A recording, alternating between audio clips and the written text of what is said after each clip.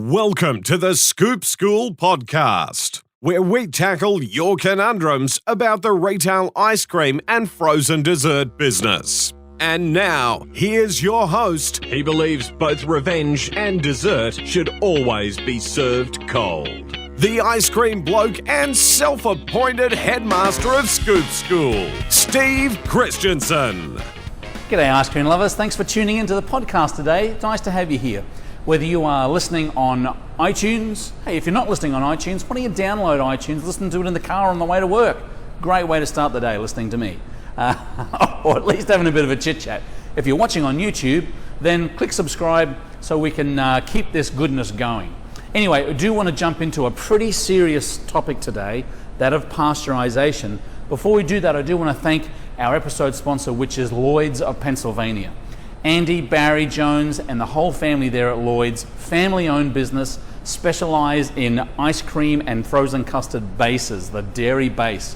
They make a fantastic product. They ship it all over the country, mainly focusing on the East Coast, but hey, if you want it, they'll ship it to you, don't you worry. Lloydsofpa.com, L-L-O-Y-D-S, Lloydsofpa.com for all of your dairy base needs. Now, I want to talk to you today about pasteurization, funnily enough. And we've had a previous podcast talking about this time and temperature relationship, which really is what comes down to pasteurization. The temperature that we cook our mix in the manufacturing process and the time that we hold it there really comes down to the shelf life or the amount of bacteria that we cook out of the mix. And in the coming videos, we're going to talk a little bit about the different types of pasteurization: VAT pasteurization, HTST or high temperature short time pasteurization, and UHT. And if you have questions about those particular types of pasteurization methods and how they differ, then tune in, because we've got a bunch of videos coming up that will answer all those questions. I do want to lay the foundation here on explaining that just because two products are pasteurized does not mean that you can add them together in the store environment and have them be pasteurized. And I'll give you a great example. Let's say you have a customer come in and you're using a 14% ice cream mix, premium ice cream mix. And so you have a customer come in and say, you know what, I love frozen custard. I went to Milwaukee, or I went to St. Louis, or I went to Kansas City, tasted some frozen custard. I'd love to be able to have some frozen custard. Can you make frozen custard? And so you think to yourself, well, I've got a pasteurized mix. I could just buy pasteurized egg yolks and add them together, maybe a ratio of 1 or 1.4, as is the standard of identity from the FDA for frozen custard, egg yolk percentage, and you can add it in the back of the store.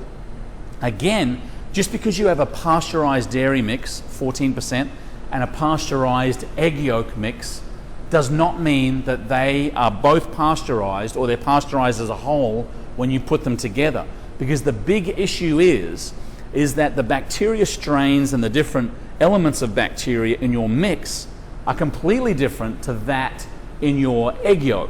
Different bacteria, different strain, different type. So what ends up happening is these individually have a shelf life. Let's say your mix has a shelf life of 20 days, it's an HTST mix. Your pasteurized egg yolk might have a shelf life of about 2 months. When you add those two bacteria together without pasteurizing them together, those bacteria can react very, very rapidly depending on the strains of bacteria, and you could have a product that goes off very, very quickly. The two bacteria react with each other very quickly, and soon you've got a product that could potentially kill somebody. So I want to keep it in your mind that just because one product here and one product here is pasteurized, if you add them together in the store environment, that typically isn't pasteurized product. Most of the food scientist courses that you'll take and most of the manufacturers and health departments will tell you that if you want a pasteurized product, it all must be pasteurized together. So you take your pasteurized egg yolk and your pasteurized milk and cream and you add it together and pasteurize it in the one process. All of those ingredients together to have a pasteurized product. Now, some states and counties are so pedantic about this particular rule is that they won't even allow you to add milk to any type of gelato or any type of ice cream powder, because there's caseinate or milk product in the powder, there's milk product here, and those two bacteria will react. So that's in the extreme case, but there are many counties within the United States that don't even want you adding milk to product. So what I would first do is have a look online at your health department or your manufacturing department. Sometimes it might be the agricultural department, and understand their regulations on what pasteurized product is, or go back to your mix manufacturer and say, what can I or what can I not add to this pasteurized mix in order to keep it the best possible quality it can be. I know a lot of people heat their mix and steep different ice cream products in there, or different flavor profiles in there. Again, when you heat that mix, you basically multiply the bacteria.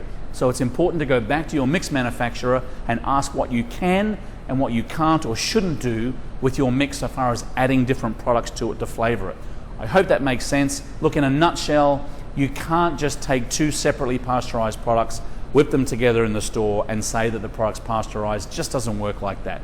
If you have any questions, leave them in the thread down here, or get hold of us directly, steve@scoopschool.com. We want to make sure that you have the best quality ice cream to sell to your customers. And again, if you have any questions, please feel free to drop us a line. Keep on scooping, folks. We'll see you in the next couple of videos where we're going to talk specifically about what types of pasteurization there is and how they can affect your product. See you then.